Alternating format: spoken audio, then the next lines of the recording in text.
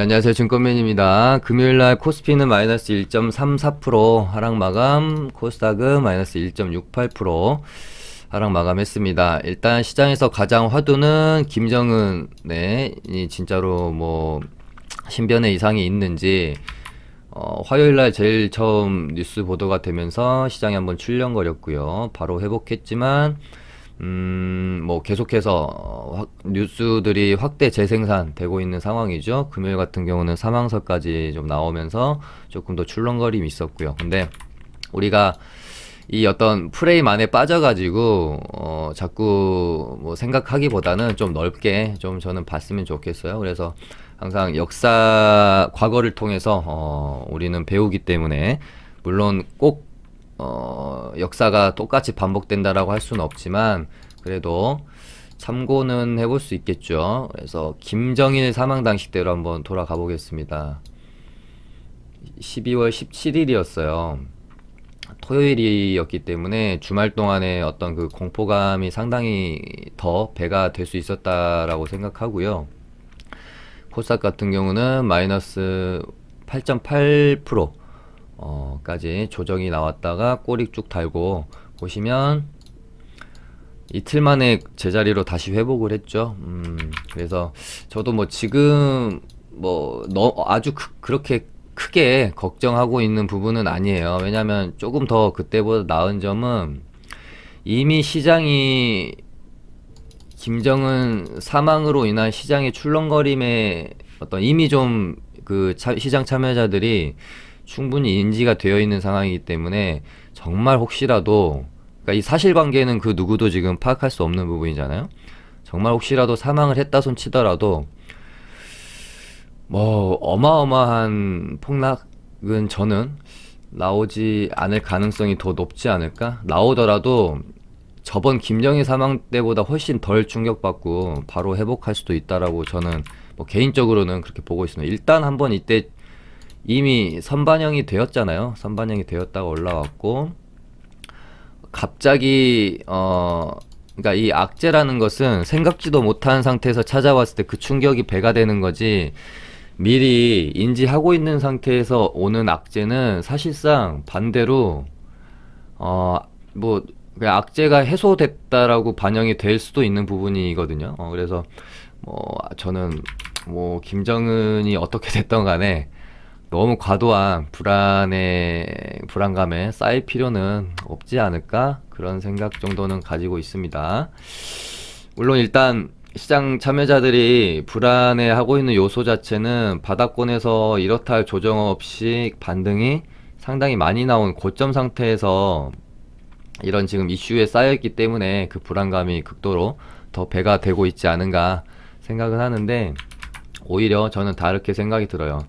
한번 탄 추세는요, 생각보다 쉽게 꺾이지 않습니다. 오히려 하락 추세에 있을 때 이런 어떤 변수들은 걱정할 게 있을지 모르겠지만, 이 상승에 대한 추세라는 게 생각보다 그렇게 쉽게 꺾이지 않습니다. 반대로 하락도 마찬가지죠. 일단 저는 과도한 불안은 없어도 될 것 같다. 다만 당연히 시장이 제 생각과 다르게 움직이면 그때 가서 또 대응을 하면 되겠죠. 일단은 김정은이 사망을 하건 상관없이 저는 그냥 600포인트를 대응 라인으로 잡고 계속해서 시장에서 매매를 이어갈 생각입니다. 600을 깨기 전까지는 이런 어떤 대외적인 변수들에 의해서 어떤 너무 심리가 흔들리는 그럴 필요는 없을 것 같고요. 저희 리딩반 매매한 거 먼저 좀 살펴보고 그 다음에 시장 흐름 짚어드릴게요. 저희는 금요일도 또 다시 한진칼을 수익을 내고 나왔죠. 이로써 한진칼만 요 안에서 저희가 11승을 좀 거두고 있는 상황이네요.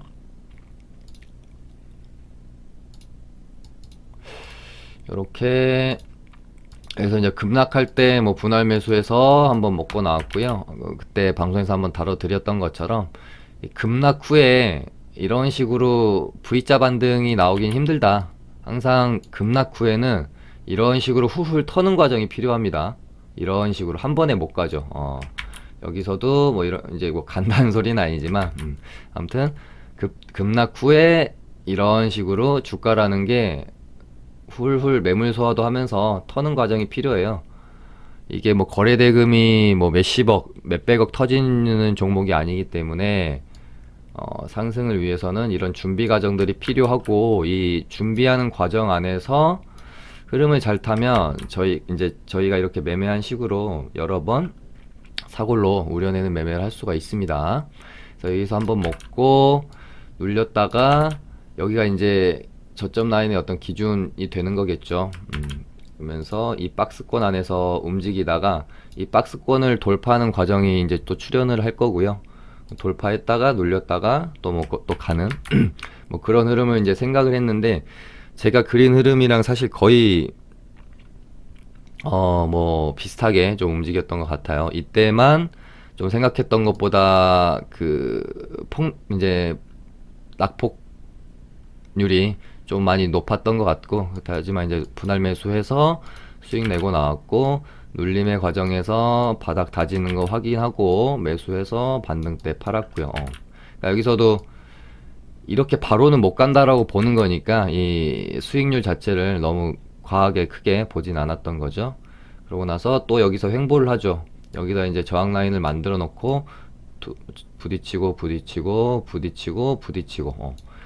이렇게 하다가 지금 이제 채권단에서 1.2조로 발표된 걸로 알고 있는데, 그 뉴스에 대한, 그러니까 대한항공에 1.2조를 지원한다.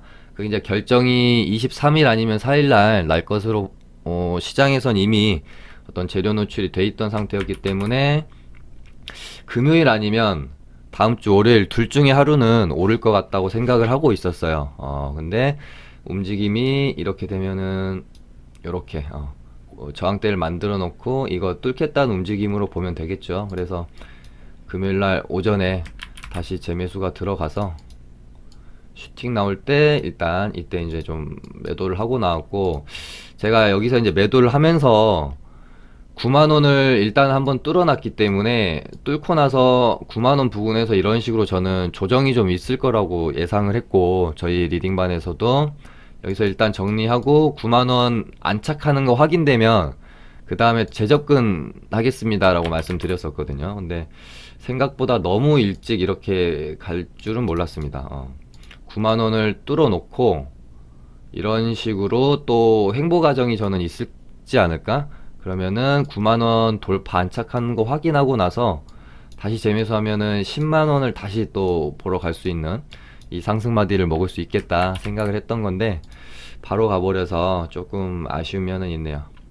아무튼 이렇게 이제 마무리가 되었고, 이 추 흐름은 얘가 뭐 이런 식으로 다시 윗꼬리를 채워서 전고점을 또 한번 가는 흐름이 나올지, 아니면은 일단 이런 식으로 좀 조정을 하루 이틀 정도 거쳐가면서 9만원 라인에 완벽하게 이제 안착을 또 하게 되면, 그러니까 여기서 흘러내리는 게 아니라 9만원 위로 주가 자체가 완벽하게 안착을 하면 충분히 전고점을 다시 한번은 뚫을 수 있는 흐름으로 갈 수 있지 않을까, 그렇게 좀 시나리오를 세우고 있는 종목입니다.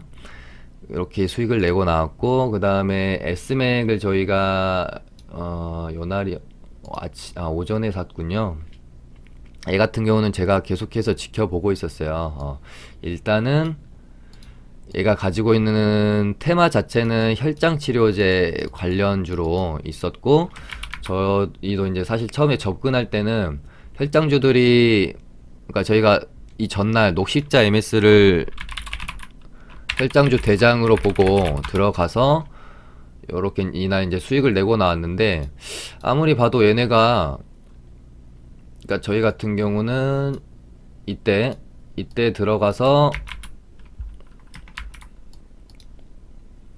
요날 들어가서 이제 이 반등을 먹고 나온 건데, 얘네가 자리를 뭔가 좀 다시 계속 만들어가는 느낌을 지울 수가 없었다. 근데 그 안에서 S맥이 뭔가 좀 활발하게 움직임을 가져갈 것 같은 모습을 금요일날 오전에 보였어요. 이렇게 보시면 다 지우고 한번 볼게요.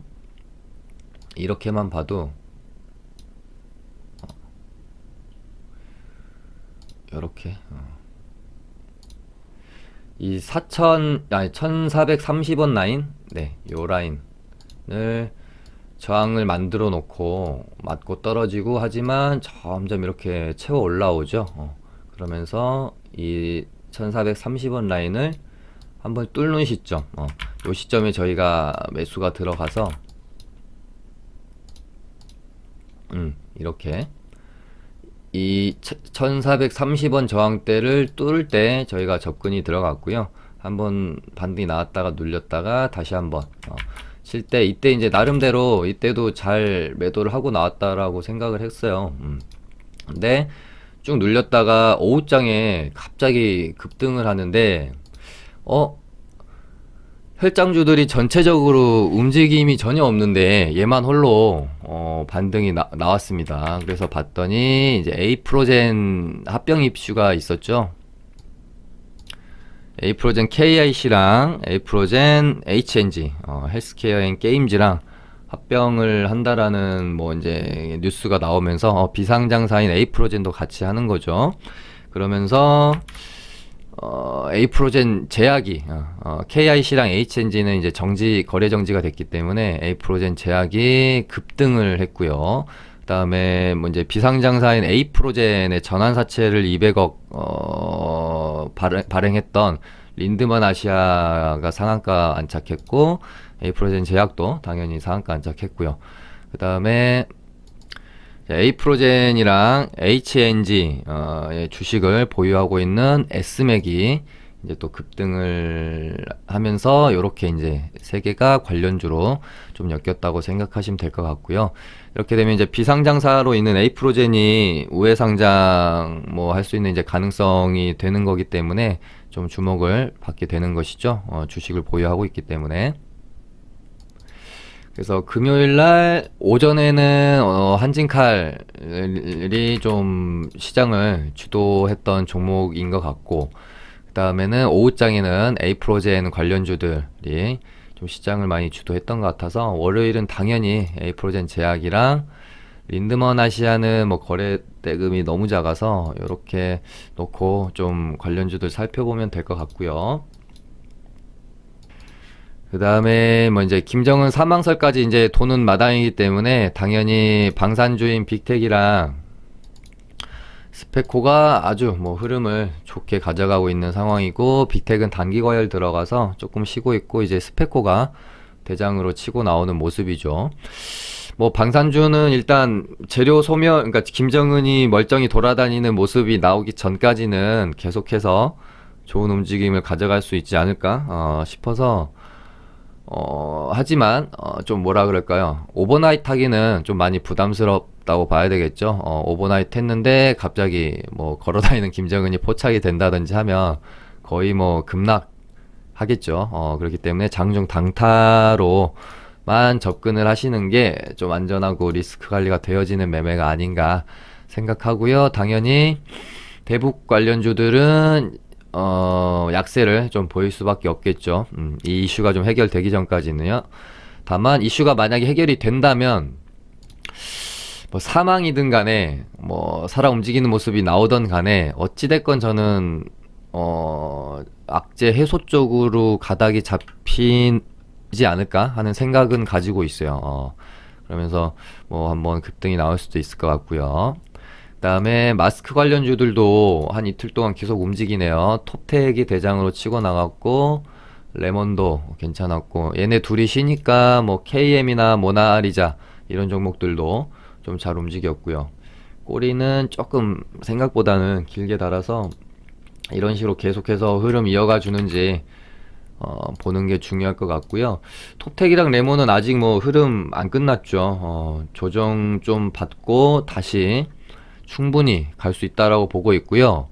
톱텍은 사실 오를 만큼 올랐지만 레몬은 아직 충분히 더 흐름을 이런 식으로 이어갈 수 있는 힘이 좀 남아 있다라는 생각 가지고 있고, 저도 관심 종목으로 꾸준히 추적을 하고 있습니다. 그 다음에 DPC도 수상하죠. 이러다가 또 이제 상장 얘기가 또 언제 어떻게 갑자기 나올지 모릅니다. 그러면서 이렇게 봉 하나 뽑아줄 수 있기 때문에 주목 하면서 저도 보고 있고요. 그다음에 뭐 이제 언택트 뭐 원격 관련주 뭐 이쪽 애들이 한 이틀 강하다가 일단은 조금 이제 쉬고 있는 상황이죠. 비트랑 가비아도 단기 과열 들어갔고, 근데 뭐 이런 것들은 너무나도 건강한 조정이라고 보면 되기 때문에 좋은 눌림을 주면 또 잘 타이밍을 잡아서 접근을 해보면 됩니다. 알서포트도 결국은 한 번 더 치는 모습. 이제 얘네들은 좀 조정을 기다리세요. 그리고 뭐 아이즈비전, 머큐리 이런 애들보다는 뭐 전파기지국, 알서포트, 가비아, 비트컴퓨터 요 정도 보시는 게 좋지 않을까. 데이터 솔루션도 점상 갔다가 음봉으로 이렇게 또 대량 거래 터지고 떨어지고, 그러니까 당연히 자연스러운 모습이긴 한데요. 흐름을 조금 더 지켜는 봐야 될 것 같은, 그런 다음에 공략하면 좋을 것 같은 그런 모습이네요. 여기서 이제 이런 식으로 아예 그냥 시세가 다 해버릴 수도 있는 거기 때문에, 다만 반대로 요 정도 라인을 지켜주면서 여기서 뭔가 흐름을 만들어가면 얘는 어떤 뭐 터는봉이 아니라 매집봉의 모습으로 볼 수도 있는 거기 때문에 월요일날 봉을 좀 어떻게 만들어주는지가 상당히 중요할 것 같습니다. 그 다음에 뭐 일자리 관련주들은 아직은 어쨌든 간 금요일날은 시장이 조정이 좀 있었기 때문에 그냥 자연스럽게 흐름을 좀 만들어가는 과정 안에 있다라고 보여지고요. 여기서는 저는 윌비스를 좀 좋게 보고 있는 상황이에요. 얘도 이 안에서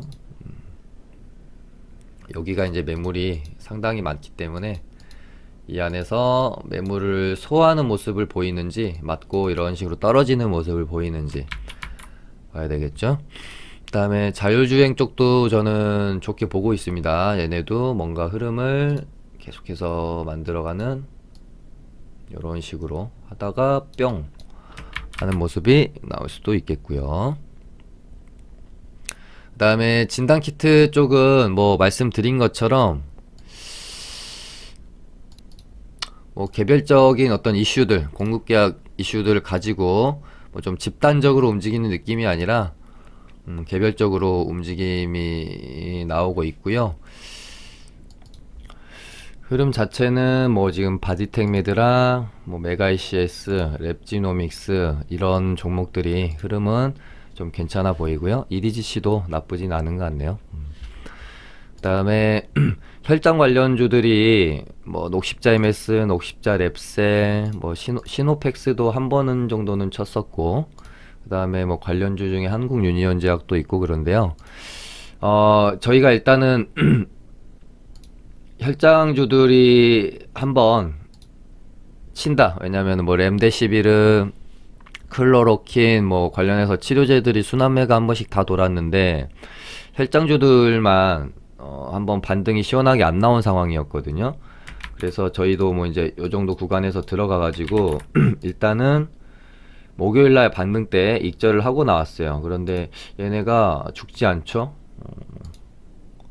요 고점을 MS만 가지고 놓고 보면 요 고점을 넘기면 또 한번 시원하게 반등이 나올 여지도 충분히 있다라고 보여지는 혈장 관련주들은 차트를 좀 만들어가고 있는 것 같고요.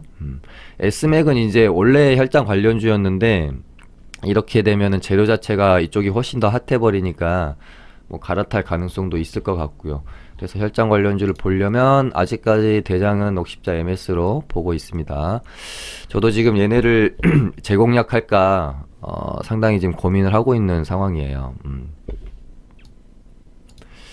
그 다음에 지금 뭐 길리어드 사이언스가 렘데시비르 임상 실패설이 돌면서 미국 시장에서도 크게 영향을 받았었고, 관련 대장주였던 파미셀이 급락을 했지만 뭐 저는 그렇게 나쁜 주가 흐름은 일단은 아닌 것 같다, 그렇게 보여지네요. 한 번 정도는 더 이런 식으로 제자리를 찾아가는 모습 기대해 볼 수 있지 않을까. 다만 여기서 이제 음봉으로 줄줄 흘러내리는 모습 나오면 요거는 좀 경계해야 될 주가 흐름이라고 보시면 될 것 같고, 요 정도? 만약에 뭐 보유하고 계신데 얘네가 질질 흐른다 그러면 내가 어떤 적당한 타이밍에 추가 매수해서 빠져나와야 되잖아요. 요 정도 라인 16,400원 500원 정도 라인에서 그 다음 혹시 지지 후 반등이 이루어질 구간으로 저는 요 정도 일단 보고 있습니다. 뭐 저 개인적으로는 코로나 치료제 쪽은 일단은 혈장 관련주 쪽에서만 집중을 하고 보려고 생각을 하고 있고, 나머지는 일단 제 눈에는 아주 그렇게 뭐 특이할 만한 흐름을 가져가는, 앞으로 좀 상승을 좀 기대해 볼 수 있는 그런 종목이 아직까진 좀 안 보이네요. 부강약품을 그나마 좀 좋게 봤었는데 얘가 요날은 이런 식으로 양봉 마감을 좀 해줬어야 좋은 흐름이라고 볼 수 있을 것 같았는데, 음봉이 이렇게 떨어져서 부강약품 같은 경우는 요 라인이 좀 중요한 가격대입니다. 26,500원 정도. 여기를 만약 이탈하게 되면 이런 식으로 다시 박스권 안으로 들어갈 확률도 높습니다. 참고해서 대응하시면 좋을 것 같네요. 오늘은 뭐 이렇게 해서 마쳐보도록 하겠습니다. 감사합니다.